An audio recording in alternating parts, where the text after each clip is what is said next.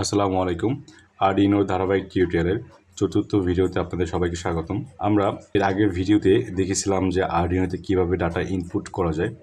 তো আজকে সেই ইনপুট উপরে ভিত্তি করে আমরা কন্ডিশনাল স্টেটমেন্ট অ্যাপ্লাই করব এবং বিভিন্ন ধরনের কন্ডিশন দিয়ে আমরা এই ইনপুট উপর ভিত্তি করে কোনো আউটপুটকে কন্ট্রোল করব। তো চলুন শুরু করা যাক।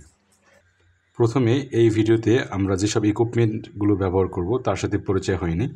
আমি এর আগের ভিডিওতে আপনাদের যে সার্কিটটি দেখিয়েছিলাম সেই সার্কিটটি আমি এখানে রেখে দিয়েছি, কারণ যেহেতু আমি প্রথমে একটি ডাটা ইনপুট করব এবং ওই ইনপুটের উপর ভিত্তি করে আমি দুটি এলইডিকে কন্ট্রোল করব, মানে কন্ডিশনাল স্টেটমেন্ট প্রয়োগ করব। তো সেক্ষেত্রে আমি এখানে দুইটি এলইডি ব্যবহার করব। এটি হলো গ্রিন কালার এলইডি আর একটি রেড কালার এলইডি, এবং দুইটি এলইডির জন্য দুইটি রেজিস্টার ব্যবহার করব এবং কিছু কানেক্টিং ওয়্যার ব্যবহার করব। তো প্রথমেই আমি এখানে এলইডি দুটিকে কানেকশন করে নিই। যেহেতু এখানে পুশ বাটন দিয়ে কিভাবে আমরা ডাটা ইনপুট করব সেই সার্কিট তৈরি করা আছে, জাস্ট শুধুমাত্র আমি এখন যদি দুটি এলইডিকে কানেকশন করে দিই তাহলে আমাদের সার্কিট কমপ্লিট হয়ে যাবে। তো প্রথমে আমি রেড কালার এলইডি এখানে ইনসার্ট করে নিই, এরপরে গ্রিন কালার এলইডি ইনসার্ট করে নেব। দুটি এলইডি ইনসার্ট করার পরে আমি দুটি এলইডির জন্য দুটি রেজিস্টার আমরা কানেক্ট করব। এখানে আমি এলইডির দুই প্রান্ত কমন করে নেগেটিভের সাথে কানেকশন করে দিয়েছি, এবং এলইডি যে পজিটিভ প্রান্ত আছে সেই প্রান্ত এটি রেজিস্টার হয়ে তারপরে আমরা ডিজিটাল ইনপুট আউটপুট যে পিনগুলো আছে সেই পিনের যে কোনো দুইটি পিনের সাথে কানেক্ট করে দেব। তো আমি এখানে দুটি এলইডি এবং রেজিস্টার কানেক্ট করে নিলাম। এরপরে আমাদের রেড কালার যে এলইডি আছে এটি আমি কানেক্ট করে দেব D8 নাম্বার যে পিন আছে সেখানে, এবং গ্রিন কালার এলইডি কানেক্ট করে দেব D7 নাম্বার পিনে। তো এতটুকু হলো আমাদের সার্কিট। আজকে এই সার্কিটে আমরা এই যে পুশ বাটন সুইচ আছে এই পুশ বাটন সুইচের উপর ভিত্তি করে বা কোনো একটা কন্ডিশন দিয়ে আমরা এই দুটি এলইডিকে অপারেট করব। তো চলুন এখন আমরা কম্পিউটার স্ক্রিনে চলে যাই এবং এর জন্য যে প্রোগ্রাম প্রয়োজন সেই প্রোগ্রাম আমরা লিখব এবং সেই প্রোগ্রাম আরডিনোতে আপলোড করে এর একটি বাস্তব রূপ দেখব। কম্পিউটার স্ক্রিনে এসে বরাবরের মতো আমরা আরডিনো আইডিই যে সফটওয়্যারটি আছে সেই সফটওয়্যারটি ওপেন করে নেব। যেহেতু আমি এখানে কোনো একটি ডাটা প্রথমে ইনপুট নেব, এরপরে এই ইনপুটের উপর ভিত্তি করে আমরা এই দুটি এলইডিকে অন বা অফ করব। এই জন্য এর আগের ভিডিওতে আমরা দেখিয়েছিলাম কিভাবে ডাটা ইনপুট নিতে হয় এবং সেই ডাটা কিভাবে কম্পিউটার স্ক্রিনে যে আমাদের সিরিয়াল মনিটর আছে সেখানে প্রদর্শন করতে হয়। তাই আমি আগের যে প্রোগ্রামটি লিখেছিলাম সেই প্রোগ্রামটি রেখে এবং এই প্রোগ্রামের উপরেই আমরা আজকের প্রোগ্রামের এডিট করব। এর আগে আমরা ডাটা ইনপুট নেওয়ার জন্য একটি ভেরিয়েবল নিয়েছিলাম। এরপরে আমাদের আজকের ভিডিওতে আমরা দুটি এলইডিকে ওই ইনপুটের উপর ভিত্তি করে আমরা এই এলইডি দুটিকে অপারেট করব। এই এলইডি দুটির জন্য দুটি ভেরিয়েবল নিতে হবে। দুটি ভেরিয়েবল নিয়ে নেই আমি, integer LED red colour LED. আমাদের রেড কালার এলইডি কানেক্ট করা আছে পিন নাম্বার 8-এ, এবং integer LED green colour LED আমাদের কানেক্ট করা আছে পিন নাম্বার 7। তো দুটি এলইডির জন্য আমাদের দুটি ভেরিয়েবল নেওয়া হয়ে গেল। এবার চলে যাব ভয়েড সেটআপে। ভয়েড সেটআপে এখানে pin mode push button switch input করা আছে। এর কারণ হলো আমাদের এখানে যে পুশ বাটন সুইচের মাধ্যমে আমরা আরডিনোতে ইনপুট নেব। এরপরে আমাদের এলইডি রেড কালার এবং এলইডি গ্রিন কালার এলইডি দুটিকে আমরা এই ইনপুট উপর ভিত্তি করে কন্ট্রোল করব।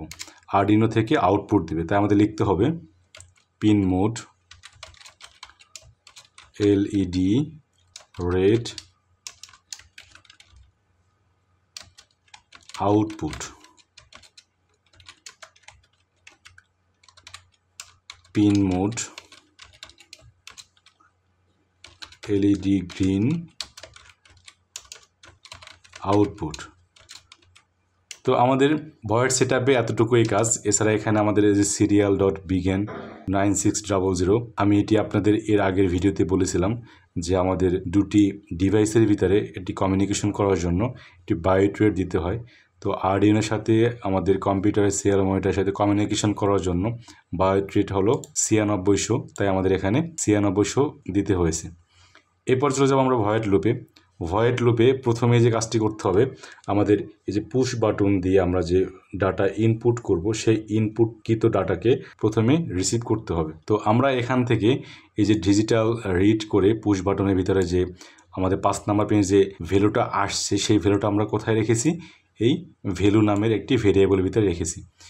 এরপরে এই সিরিয়াল ডট প্রিন্ট এলএন এই লাইনের মাধ্যমে আমরা সিরিয়াল মনিটরে সেই ইনপুটকৃত ডাটাকে আমরা দেখেছিলাম। এরপরে আজকে আমরা যেটা করব সেটা হলো, এই যে আমাদের ডাটা চলে আসছে, ভ্যালু নামে যে ভেরিয়েবলে আমাদের ডাটা চলে আসছে, আমরা যেটা ইনপুট করেছি, তাকে আমরা কন্ডিশনাল স্টেটমেন্টের মাধ্যমে বিভিন্ন কন্ডিশন দেবো। তো অ্যাকচুয়ালি কন্ডিশনাল স্টেটমেন্ট কী ধরনের হয়ে থাকে সেটা একটু আমরা দেখে নিই। এখানে আমরা দেখতে পাচ্ছি যে কন্ডিশনাল স্টেটমেন্ট ইন সি, মানে প্রোগ্রামিং সিতে যেসব আমরা কন্ডিশনাল স্টেটমেন্ট ব্যবহার করে থাকি, সেম ওইগুলো আমরা এই আরডিএনও যে সফটওয়্যার আছে সেখানে ব্যবহার করব। অ্যাকচুয়ালি আমাদের আরডিএনওতে যে প্রোগ্রাম আমরা লিখে থাকি সেটা প্রোগ্রামিং সি এর ভাষা অনুযায়ী। তো এখানে দুই ধরনের কন্ডিশনাল স্টেটমেন্ট আছে, একটি হলো ইফ ইলস আর হলো সুইচ। তো ইফ ইলসের ভিতরে আবার কিছু কন্ডিশনাল স্টেটমেন্ট আছে, যেমন ইফ কন্ডিশনাল স্টেটমেন্ট, তারপরে ইফ ইলস ইফ, তারপর নেস্টেড ইফ। এই যে কন্ডিশনগুলো আছে এগুলো আমরা স্টেপ বাই স্টেপ প্রত্যেকটি কন্ডিশন আমরা দেখব। তো অ্যাকচুয়ালি কন্ডিশনাল স্টেটমেন্টের ভিতরে যে কাজটা হয়ে থাকে, এই যে ইফ কন্ডিশন, কোনো একটা কন্ডিশন দিতে হবে ইফের ভিতরে। কন্ডিশন যদি ট্রু হয় তাহলে একটি কাজ করে, আর যদি ফলস হয় তাহলে অন্য আরেকটি কাজ করে। কিছু তাহলে আমরা এইটা প্রোগ্রামের মাধ্যমে একটু দেখি। এখানে আমরা যখন কোনো একটা কন্ডিশনাল স্টেটমেন্ট লিখব তখন আমাদের কি লিখতে হবে, যে কন্ডিশন দিয়ে আমরা কাজ করব সেটা লিখতে হবে। ইফ কন্ডিশন, ইফ, তারপর ফার্স্ট ব্র্যাকেট দিয়ে আমাদের এই ব্র্যাকেটের ভিতরে একটা কন্ডিশন দিতে হবে। জাস্ট আমি এখানে একটা কন্ডিশন দিই, ভ্যালু ইকুয়াল 1। এই কন্ডিশনটি দিয়ে আমি একটা সেকেন্ড ব্র্যাকেট ওপেন করব আর একটা সেকেন্ড ব্র্যাকেট ক্লোজ করব। এই এতটুকু হলো এই সেকেন্ড ব্র্যাকেট ওপেন এবং সেকেন্ড ব্র্যাকেট ক্লোজ। এই ব্র্যাকেটের ভিতরে আমি যা করব সব কিছু হলো এই ইফ কন্ডিশনের আয়ত্তে, বা এই ইফ কন্ডিশনের বডি হলো এতটুকু। এর ভিতরে যা যা লিখব, যদি এই কন্ডিশন সঠিক হয় মানে ট্রু হয়, তাহলে এই কন্ডিশনের যে বডি আছে এই বডি কাজ করবে। যদি এটা ফলস হয় তাহলে এটি সম্পূর্ণটা স্কিপ করে যাবে। তো এইরকম অ্যাকচুয়ালি কন্ডিশনাল স্টেটমেন্টগুলো কাজ করে থাকে। এখন আমরা দেখব কিছু অপারেটর। অ্যাকচুয়ালি আমরা এই যে ভিতরে যে কন্ডিশন দেবো, দুইটি ভ্যালুর মাঝখানে যে আমরা একটা কন্ডিশন দেবো, এটা বলা হয় অপারেটর। তো দেখি আমরা কি ধরনের অপারেটর ব্যবহার করে থাকি। আমি এখানে কমেন্ট আকারে লিখে দিচ্ছি। এখানে আমরা লেস দ্যান অপারেটর ব্যবহার করে থাকি। লেস দ্যান ব্যবহার করা হয় এই কাজে যে আমরা দুটি ভ্যালুর ভিতরে মাঝে মাঝে কম্পেয়ার করি যে এই ভ্যালুটি কি বড় নাকি এই ভ্যালুটি বড়। তো সেটি কিভাবে অ্যাকচুয়ালি কম্পেয়ার করা হয় আমি এখানে একটু উদাহরণ দিয়ে দিচ্ছি। সাপোজ মনে করেন যে 3 লেস দ্যান 4, 3 কি 4-এর থেকে ছোট কিনা। যদি ছোট হয় তাহলে এটি কাজ করবে, যদি ছোট না হয় তাহলে আরেকটি কাজ করবে। অ্যাকচুয়ালি এই কন্ডিশনটা কি ট্রু। এখানে অ্যাকচুয়ালি আমরা দেখতে পাচ্ছি যে 3 অবশ্যই 4-এর থেকে ছোট, তাহলে কি ট্রু। এই কন্ডিশনটা কি ট্রু। যখন আমরা এইরকম একটি কন্ডিশন আমরা যদি এই ইফ কন্ডিশনের ভিতরে দিয়ে দেই তাহলে কী হবে, ট্রু হবে এই কন্ডিশন। তাহলে এর বডিতে আমরা যা যা লিখব এগুলো সব এই প্রোগ্রামে কাজ করবে। আর যদি এরকম হয় যে 4 লেস দ্যান 3, তাহলে কি এই যে আমরা কন্ডিশনটা দিয়েছি এই কন্ডিশনটা কি অবশ্যই ফলস। তাহলে এটা এই কন্ডিশনটা কি হবে, ফলস। ফলস হলে তাহলে কী হবে, যখন আমি এই কন্ডিশনটি যদি আমি এই আমাদের ইফ কন্ডিশনে দিয়ে দেই তাহলে কি হবে যে এই কন্ডিশনটা ফলস হয়ে যাবে। তাহলে এর বডিতে যেসব প্রোগ্রাম লেখা থাকবে বা আমরা যেসব প্রোগ্রাম লিখব সেগুলো সব স্কিপ করে যাবে। এরপর যদি কোনো প্রোগ্রাম থাকে সেগুলো কাজ করবে। তো অ্যাকচুয়ালি আমাদের এই অপারেটরগুলো এরকম কাজ করে থাকে এবং ইফ স্টেটমেন্টগুলো এরকম কাজ করে থাকে। সেম একই রকম আরও কিছু ধরনের আমাদের অপারেটর আছে, যেমন গ্রেটার দ্যান, এরপর আছে লেস দ্যান ইকুয়াল, এরপর আছে গ্রেটার দ্যান ইকুয়াল, এরপরে আছে ইকুয়াল। আমরা অ্যাকচুয়ালি যখন কোনো নর্মালি কোনো দুটি সংখ্যার ভিতরে আমরা যদি কম্পেয়ার করতে চাই যে এই সংখ্যা সাথে এই সংখ্যা সমান কিনা, যদি যখন আমরা কম্পেয়ার করব প্রোগ্রামের মাধ্যমে তখন আমাদের ইকুয়াল ব্যবহার করতে হবে। জাস্ট আমি একটি উদাহরণ দিয়ে দেখিয়ে দিই আপনাদের। সাপোজ মনে করেন যে 3 ইকুয়াল 3 কি 3 সমান কিনা? আমরা জানি 3 সমান 3, কিন্তু যদি এমন হতো যে 4 ইকুয়াল 3, 4 কি 3 সমান? অবশ্যই সমান না। তাহলে কি হবে যে এই কন্ডিশনটা অবশ্যই ভুল, মানে ফলস। যদি দুটি সংখ্যা কম্পেয়ার করতে চাই আমরা এটা সমান এটা কিনা, তখন আমরা অবশ্যই ইকুয়াল ব্যবহার করে থাকব। আর এছাড়া আমাদের আরও ব্যবহার করা হয় অপারেটর হিসাবে নট ইকুয়াল। আমরা প্রোগ্রাম মূলত এই সব ধরনের অপারেটর ব্যবহার করে থাকবো। এছাড়াও অ্যান্ড গেট, অর গেট, এই গেটসমূহ আমাদের এই অপারেটর হিসাবে কাজ করানো হয়। অ্যাকচুয়ালি আমরা প্রোগ্রামে এই ধরনের অপারেটরগুলো ব্যবহার করে থাকি।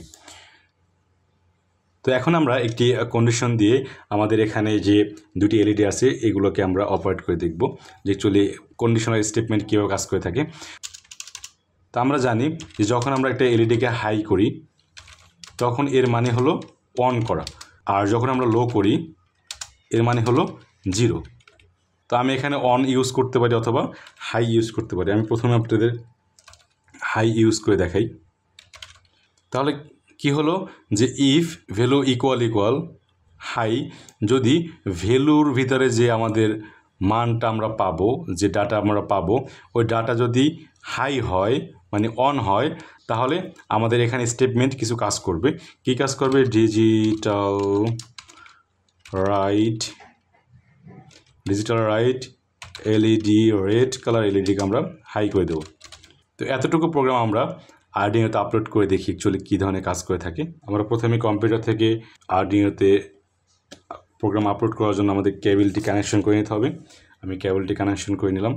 এরপরে চলে যাব টুলসে গিয়ে আমরা সিলেক্ট করব আরডিনো বোর্ড, আরডিনো ন্যানো, এরপরে সিলেক্ট করব কম্পোর্ট 3, এরপরে সিলেক্ট করব প্রসেসর।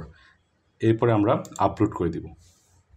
আমরা দেখতে পাচ্ছি কম্পাইল হয়ে গেছে, কম্পাইল ডান, আপলোডিং হচ্ছে, ডান আপলোডিং। তো এখন আমার এই আরডিনোর ভিতরে আমরা যে প্রোগ্রামটি লিখেছি সেটা চলে আসছে। তো প্রথমে আমি সিরিয়াল মনিটরটি ওপেন করে নিই। আমরা দেখতে পাচ্ছি সিরিয়াল মনিটরে 000 শো করতেছে। এর মানে আমাদের 5 নাম্বার পিনে এখন কোনো আমরা ডাটা এখনও দিই নাই, ওখানে কোনো ভোল্টেজ নাই, 0 ভোল্টেজ আছে। যখন আমরা এই পুশ বাটন সুইচটা আমরা প্রেস করব, এর মানে কী হবে, এই ভ্যালুর ভিতরে অন চলে আসবে। এখানে 0 দেখা যাচ্ছে, এটা অন হয়ে যাবে। অন মানে হাই। যদি হাই হয়ে যায় তাহলে কি হবে যে এই ইফ কন্ডিশনের যে বডি আছে, বডির ভিতরে আমরা যে প্রোগ্রামটি লিখেছি সেটি কাজ করবে। এখন যেহেতু এটি আছে 0, তাই আমাদের এই প্রোগ্রামটি কাজ করতেছে না, এটা সম্পূর্ণ স্কিপ করে যাচ্ছে। তো আমি এখানে অন করে দিয়ে দেখি কি হয়। যে অন করে দেওয়ার সঙ্গে সঙ্গে আমরা দেখতে পাচ্ছি যে রেড কালার যে এলইডি আছে সেটি অন হয়ে গেছে, কিন্তু অফ হচ্ছে না। এর কারণ কি? কারণ হলো যে আমি শুধু এখানে রেড কালার যে এলইডি আছে সেটাকে হাই করেছি, কিন্তু আমরা এই প্রোগ্রামে কোথাও কিন্তু এটাকে লো করিনি। তাই আমাদের এই যে রেড কালার এলইডি আছে সেটি অন হয়ে আছে। এখন যদি আমি এটা অফ করতে চাই তো সেক্ষেত্রে আমাদের প্রোগ্রামে কিছু চেঞ্জ নিয়ে আসতে হবে। যদি এখন আমরা এখানে লিখে দিই ডিলে টাইম দিয়ে দেই একটি অন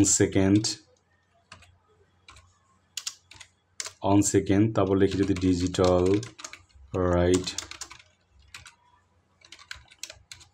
এলইডি রেড কমা লো, যদি আমরা এটাকে লো করে দিই তাহলে কি হবে, 1 সেকেন্ডে হাই হয়ে এরপরে লো হয়ে যাবে। তাহলে আমরা এই প্রোগ্রামটি আপলোড করে দেখি। ডান আপলোডিং, প্রোগ্রাম আমাদের আপলোড হয়ে গেছে। এখানে দেখতে পাচ্ছি আমরা রেড কালার এলইডি অফ হয়ে গেছে। এখন যদি আমি এখানে পুশ করি, জাস্ট একবার যদি আমরা পুশ করি তাহলে আমরা দেখতে পাচ্ছি 1 সেকেন্ডের জন্য অন হয়েছে এবং এরপরে আবার অফ হয়ে গেছে। কারণ আমি এই প্রোগ্রামে উল্লেখ করে দিয়েছি যে রেড কালার এলইডি হাই হবে কতক্ষণ সময়ের জন্য, 1 সেকেন্ড সময়ের জন্য, অন হয়ে অফ হয়ে যাচ্ছে। তো অ্যাকচুয়ালি ইফ কন্ডিশন এরকম কাজ করে থাকে। এরপরে আমরা দেখব ইফ ইলস কন্ডিশন কীভাবে কাজ করে থাকে। তো ইফ ইলসের ক্ষেত্রে যেটা হয়ে থাকে, আমি এতটুকু কেটে দিই। ইফ হলো গিয়ে যে এখানে যে কন্ডিশন দেব সেটা কাজ করবে। অ্যাকচুয়ালি যদি এই কন্ডিশন না কাজ করে তাহলে কী করতে হবে, ইলসে চলে যাবে। ইলসে কী করবে, ইলসের একটা বডি থাকবে, এই বডিতে আমি যেসব প্রোগ্রাম লিখে দেব সেই কাজগুলো করবে। যদি ইফ না কাজ করে, যদি ইফ না কাজ করে তাহলে কি কাজ করবে? অবশ্যই এলস কাজ করবে। আর যদি ইফের যে আমাদের কন্ডিশন দেওয়া থাকবে সেটা যদি ট্রু হয় তাহলে অবশ্যই ইফের বডি কাজ করবে। তো অ্যাকচুয়ালি তাহলে আমি এখানে আমাদের যেহেতু দুইটি এলইডি আছে, দুইটি এলইডি অপারেট করার জন্য আমি একটু প্রোগ্রাম লিখব। প্রোগ্রামটি হবে, এখানে আমি যেটা করেছি রেড কালার এলইডি হাই করেছি, তো পাশাপাশি গ্রিন কালার এলইডি আছে, এটিকে আমরা লো করে দেব, ডিজিটাল রাইট এলইডি গ্রিন লো। তাহলে কি হবে, যখন আমাদের এই যে ভ্যালুর মান অন থাকবে, মানে আমি যখন কোনো একটা ডাটা ইনপুট করব, তাহলে কি হবে যে রেড কালার হাই হয়ে যাবে, গ্রিন কালার লো হয়ে যাবে। আর যদি আমি কোনো ডাটা ইনপুট না করে থাকি তাহলে কি হবে, digital right LED red low হয়ে যাবে, digital right LED green high হয়ে যাবে। তো বিষয়টি আমরা একটু বোঝার চেষ্টা করি যে যখন আমি এই ভ্যালুর ভিতরে কোনো ডাটা ইনপুট করব, মানে যখন আমি আমাদের এই যে পুশ বাটন সুইচটি প্রেস করব, তখন কি হবে, এই কন্ডিশন সত্য হয়ে যাবে, মানে ভ্যালু অন হয়ে যাবে। তাহলে কি হচ্ছে যে রেড কালার এলইডি হাই হয়ে যাবে এবং গ্রিন কালার এলইডি লো হয়ে যাবে। আর যদি আমি এটিকে প্রেস না করি, মানে আমাদের ভ্যালু যখন 0 থাকবে, মানে কন্ডিশন ফলস থাকবে, তখন ইলসি চলে যাবে। ইলসি চলে গিয়ে কী কাজ করবে, যে এই যে রেড কালার এলইডি লো হয়ে যাবে এবং গ্রিন কালার এলইডি হাই হয়ে যাবে। তো আমাদের স্বাভাবিক অবস্থা কি থাকবে, স্বাভাবিক অবস্থা আমরা দেখতে পাচ্ছি 0 থাকতেছে, মানে গ্রিন কালার হাই থাকবে এবং রেড কালার লো থাকবে। যখনই আমি পুশ করব, এই পুশ বাটন সুইচটিকে আমরা পুশ করব, তখন কি হবে, রেড কালার এলইডি হাই হবে এবং গ্রিন কালার এলইডি লো হবে। তো প্রোগ্রামটি আমরা আপলোড করে দেখি, ডান আপলোড হয়ে গেছে। আমরা দেখতে পাচ্ছি যেহেতু আমাদের এখানে সিরিয়াল মনিটরে দেখাচ্ছে 0 মানে আমাদের যে 5 নাম্বার যে ডিজিটাল ইনপুট আউটপুট পিন আছে সেখানে এখন আমরা কোনো সিগন্যাল দেইনি, তাই আমাদের 5 নাম্বার পিন আছে 0, মানে লো ভোল্টেজ। এখন যদি আমি এখানে পুশ করি তাহলে দেখতে পাচ্ছি কি যে এখানে এই যে অন হয়ে যাচ্ছে, আমাদের পিন নাম্বার 5-এ আমরা একটা পজিটিভ ভোল্টেজ দিয়েছি, তাই আমরা এখানের যে ভ্যালু নামের যে ভেরিয়েবলটি আছে সেটি হাই হয়ে গেছে।